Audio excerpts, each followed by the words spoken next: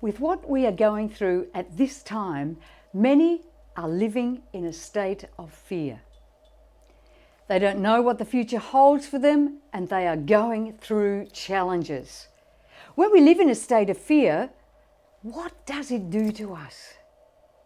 What should we think on to shift into a positive state? When we don't understand what is going on and how it is going to affect us and our future, we start to worry and doubt, and fear starts to take over. Fear starts to rise.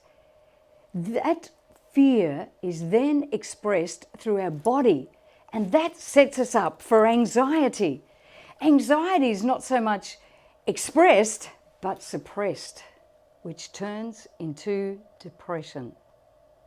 Yes, fear turns into anxiety, which turns into depression, which turns into disease, which turns ultimately into decay. We are not supposed to live in fear.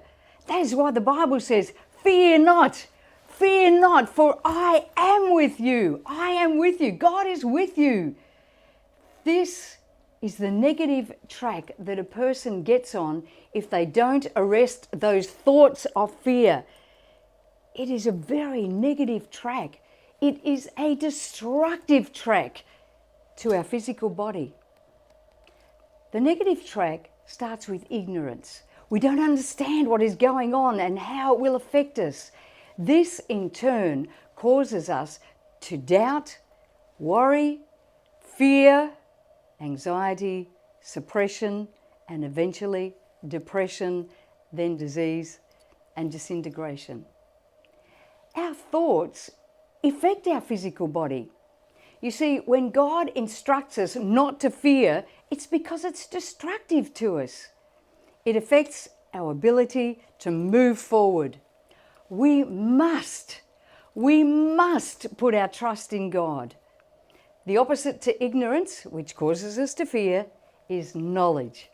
We need to study, find out what's going on, find out what we need to know. As we study, it leads to the opposite of doubt and worry. It leads to understanding. Understanding causes us to recognize where the fear is coming from. And remember, sometimes it may simply be generated from the media or a lack of knowledge on what's going on. Understanding leads to faith. Faith leads to expression. It leads to well-being, not to depression, not to suppression and anxiety. Faith leads to well-being. We are at ease when we know what is going on, no longer in dis-ease. With understanding, we learn how to deal with the things that hit our world. You see, God has a plan for your life. God's got a plan for your life. And this pandemic did not hit him by surprise. There is still a way forward. There is a way forward for you.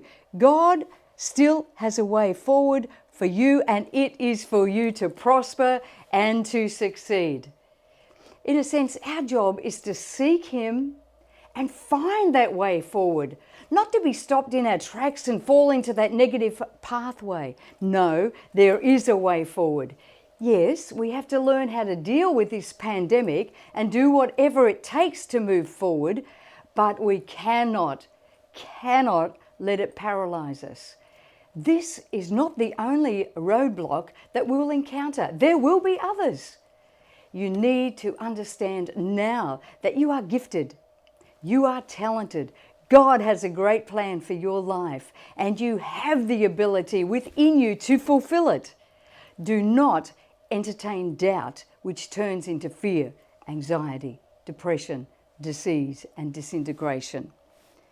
Put your trust in God. Gain understanding where it's needed, and build faith, which leads to expression and well-being. You have no need to fear. God is with you. Fear not.